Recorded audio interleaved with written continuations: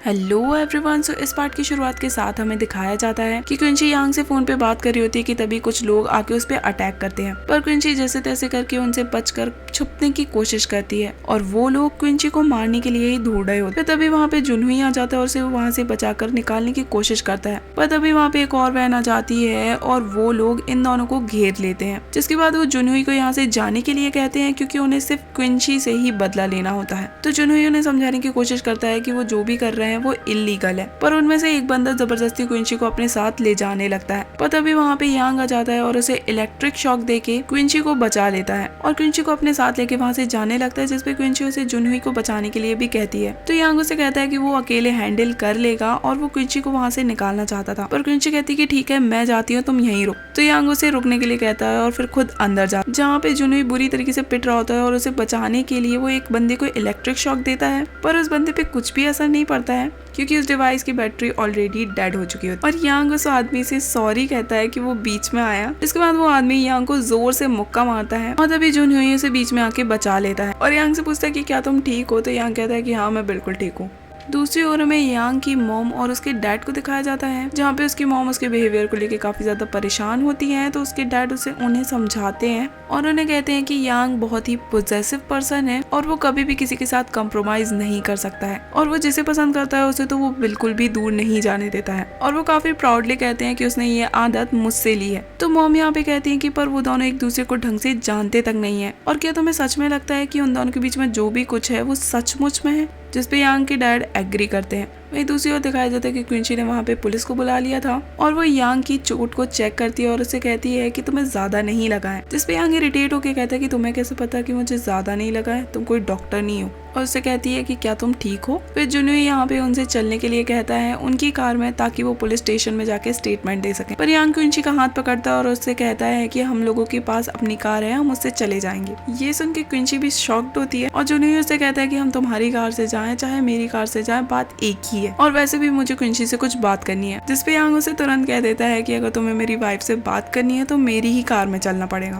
और फिर इसके बाद इन दोनों के बीच में क्विंची को आना पड़ता है और ये तीनों ही जुनहुई के कार में जाते हैं, जहाँ क्विंची ड्राइव कर रही होती है। इस बात पे दोनों ही बंदे इरिटेट हो जाते हैं और जुनहुई उसे कहता है कि अगर तुम चाहो तो इस कार से अभी उतर सकते। तो यांग कहता है कि तुम ही तो थे जो पीछे पड़े हुए थे कि मेरी कार में चलो, मेरी कार में चलो। जो क्विंची जुनहुई से कहती है कि तुम्हें मुझसे कुछ बात करनी थी ना। तो जुनहुई से कहता है कि मैं बस तुमसे डेट सेटलमेंट के बारे में बात करना चाहता था।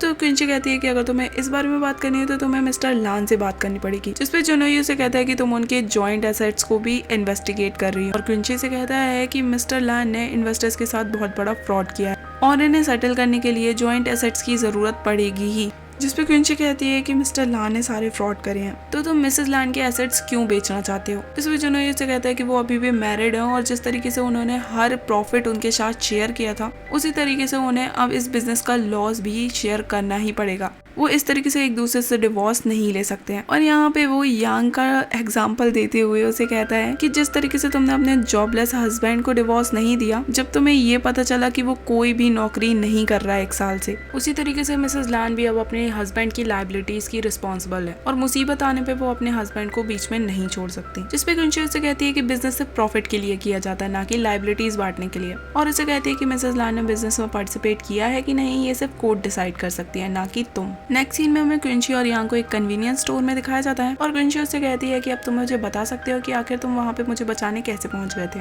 तो यांग उससे कहता है कि मैं तो सिर्फ तुम्हें वहाँ पे पिक करने के लिए आया था। तो क्विंची कहती है कि आज ही तुम मुझे पिक करने के लिए क्यों आए थे? अब ऐसा तो हो नहीं सकता कि तुम्हें कोई सपना आया हो कि आज मुझ पे अटैक होने वाला हो और तुम वहाँ पे प्रकट हो गए। तो प्लीज मुझे सच सच बताओ कि तुम्हें कैसे पता चला कि मुझ पे अटैक होने वाला है। तो उसे बताता है कि आज वो हॉस्पिटल अपने एक फ्रेंड से मिलने के लिए गया था और उसी ने उसे डेप्ट कलेक्टर्स के बारे में बताया था, जो कि लोगों का पैसा कलेक्ट करने में हेल्प करते हैं और इसके बदले में उन्हें पैसे भी मिलते हैं, और बस इसलिए वो वहाँ पे उसे पिक करने के लिए आया था। तो क्विंची उसकी हेल्प करने के लिए उसे यहाँ पे थैंक्स कहती है। फिर तभी यहाँ पे यांग उसके हाथ में चोट नोटिस करता है और उसकी चोट को ट्रीट करता है और क्विंची यहाँ पे उसकी तारीफ करती है क्योंकि आज उसने जिस तरीके से उसके एक्स बॉयफ्रेंड को देख के एक जेलस हस्बैंड की जुनहुई के सामने एक्टिंग की, वो एकदम रियल लग रही थी और उसे काफी पसंद आई। और यहाँ पे क्विंसी ये नहीं समझ रही होती कि यांग सचमुच में उससे जेलस हो रहा था। फिर इसके बाद क्विंसी भी यांग की चोट को देखती है और उसे ट्रीट करने लगती है। और इसी दौरान यांग उससे कहता है कि आज जो भी कुछ हुआ उसको देखते हुए मुझे लगता है कि आपको ये केस छोड़ देना चाहिए। जिसपे क्विंसी कहती है कि अगर वो लोगों के डर से केस छोड़ती रहेगी तो वो एक अच्छी लॉयर कैसे बन पाएगी। फिर इतने में कुछ स्टूडेंट स्टोर में एंटर करते हैं और तभी उनमें से कोई एक बंदा क्विंसी के कुछ ज्यादा ही पास आता है और यांग को लगता है कि वो उस पे हमला करने वाला है, तो वो क्विंसी को जल्दी से गले लगा लेता है। उसकी इस हरकत से क्विंसी भी काफी ज्यादा शॉक्ड होती है और यांग खुद भी अपनी इस हरकत पे काफी हेजिटेट होता है और जल्दी से वहाँ से बाहर चला जाता है। आगे हमें फीफी को दिखाया जाता है जो कि जुनहुई के चोट को देख के काफी ज्यादा हाइपर हो रही होती है, जहाँ पे जुनहुई उसे सब कुछ बताता है कि किस तरीके से डेप्ट कलेक्टर्स ने क्विंसी पे हमला किया और बस इसलिए उसने फीफी को इस केस से दूर रहने के लिए कहा था। और वहीं दूसरी ओर में क्विंसी को दिखाया जाता है जो कि रात में अपने रूम में सोने के लिए जाती है, पर जब आधी रात को उसकी नींद खुलती है तो यांग उसके बगल में सोया होता है। ये देख के वो काफी शॉक्ड हो जाती है, पर असलियत में वो सिर्फ एक सपना देख रही होती है। जिसके बाद वो रूम से बाहर आकर खुद को काम डाउन करने की कोशिश करती है और फिर वापस जाकर सोने की कोशिश करती है, पर उसे पूरी रात यांग के ही सपने आ रहे होते हैं। फिर नेक्स्ट मॉर्निंग हमें दिखाया जाता है कि यांग अपने रूम से बाहर आता है और वो देखता है कि क्विंसी वहाँ से ऑलरेडी जा चुकी है और उसके लिए आज पहली बार ब्रेकफास्ट भी बना के गई है। वो काफी खुश होकर ब्रेकफास्ट करता है। और वहीं दूसरी ओर में ऑफिस का सीन दिखाया जाता है जहाँ पे क्विंसी अपने ऑफिस में ही सो रही होती है और मिस ली उसे आके वहाँ पे जगाती है और क्विंसी से पूछती है कि आखिर वो ऑफिस में इस तरीके से क्यों सो रही है, क्या उसके हस्बैंड के साथ उसकी फाइट हुई है। तो क्विंसी उससे कुछ भी नहीं कहती है। और नेक्स्ट सीन हमें कॉन्फ्रेंस रूम का दिखाया जाता है जहाँ पे पहुंचने के बाद क्विंसी को एम्प्लॉय से पता चलता है कि बॉस ने मिसेस लैन के केस पे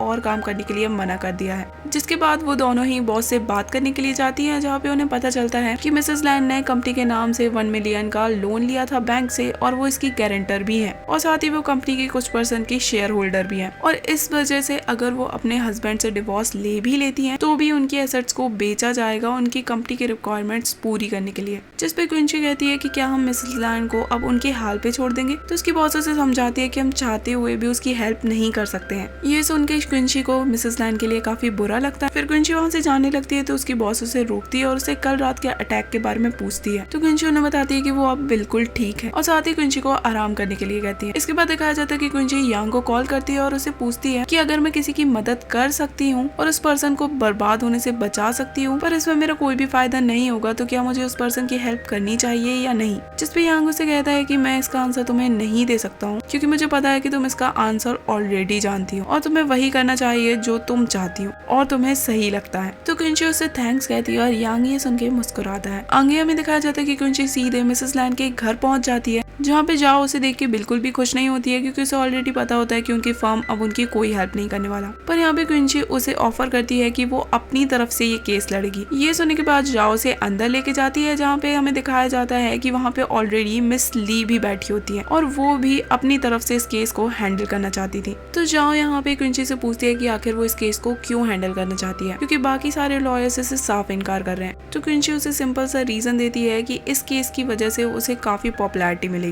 जिसके बाद क्विंसी उन्हें अपना आइडिया बताती है कि उन्हें अब कोई भी डिवोर्स लेने की जरूरत नहीं है। ये सुन के जाओ काफी ज्यादा परेशान होती है और कहती है कि तो इस तरीके से हम अपने एसेट्स कैसे बचा पाएंगे। तो उसे साफ साफ बता देती है कि आप लोग अपने एसेट्स नहीं बचा सकते हैं क्योंकि मिस लैन कंपनी के अफेयर्स में ऑलरेडी इन्वॉल्व है। और फिर बाद में वो यांग को कॉल करती है और उसकी मदद से वो मिसेस लैन को समझाती है कि उनके पास सिर्फ 2 चॉइसेस है। पहली ये कि वो अपनी और कंपनी के सारे एसेट्स बेच दें और इन्वेस्टर्स को उनका पैसा लौटा दें और दूसरी ये कि वो कोर्ट से ऐसा प्रॉमिस करें कि वो इन्वेस्टर्स के पैसे लौटा देंगी और ये विश्वास दिलाने के बाद वो कोर्ट से मोहलत मांगे और 3 साल के अंदर वो कंपनी से ही पैसे कमाकर इन्वेस्टर का पैसा लौटा सकती है। पर इसके लिए उन्हें सबसे पहले कंपनी के क्रेडिटर्स और शेयर होल्डर्स को मनाना होगा। जिसपे जाओ कहती है कि कंपनी के शेयर होल्डर तो इस बात पे मान जाएंगे लेकिन कंपनी के क्रेडिटर्स इस बात से बिल्कुल भी नहीं मानेंगे क्योंकि उनकी नजर में मिसेस लैन इस कंपनी को संभालने के लायक नहीं है। इसके बाद मिसेस लैन उन लोगों को जाने के लिए कहती है और उनसे कहती है कि उन्हें थोड़ा वक्त चाहिए सोचने के लिए। आगे हमें दिखाया जाता है कि क्विंसी और मिस ली दोनों ही साथ में लंच करने के लिए जाती है जहाँ पे मिस ली उसे एक रिकॉर्डिंग सुनाती है जो कि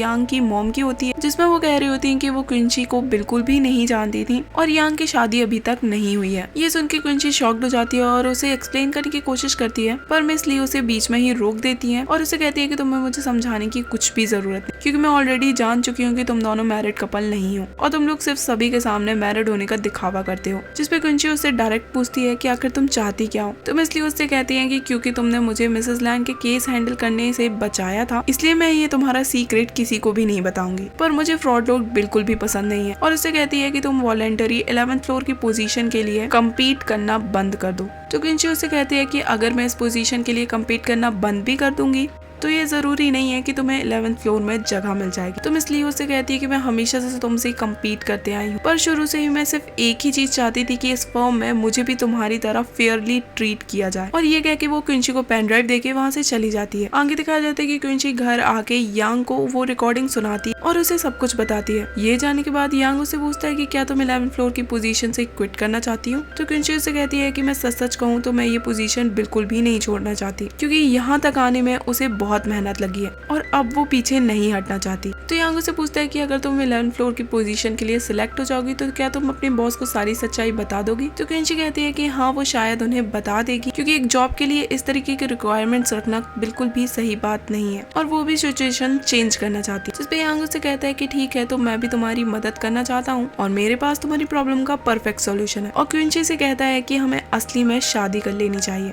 ये सुन के क्विंसी भी शॉक्ड हो जाती है और इसी के साथ ये पार्ट यहीं पे एंड होता है। तो see you guys in the next part.